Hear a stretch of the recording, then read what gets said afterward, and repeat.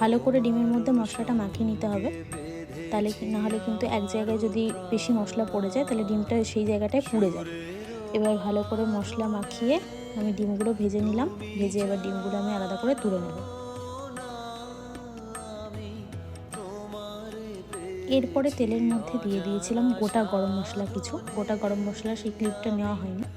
গোটা গরম মশলার মধ্যে দিয়েছিলাম এলাচ, দারচিনি, লবঙ্গ আর একটা শুকনো লঙ্কা, একটা কি দুটো শুকনো লঙ্কা দিয়েছিলাম। তার মধ্যে দিয়েছিলাম পেঁয়াজ বাটা।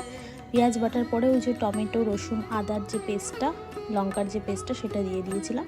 দিয়ে ভালো করে কষাচ্ছিলাম। কষিয়ে তারপরে দিয়ে দিলাম নুন। নুনের পরে দিয়ে দেবো হচ্ছে হলুদ, এবং হলুদের পরে দিয়ে দেবো হচ্ছে শুকনো লঙ্কা গুঁড়ো। সব গুঁড়ো মশলা, বাটা মশলা দিয়ে ভালো করে মিক্স করে নিতে হবে। গ্যাসের ফ্লেমটা কিন্তু মিডিয়াম টু লোয়ে রাখতে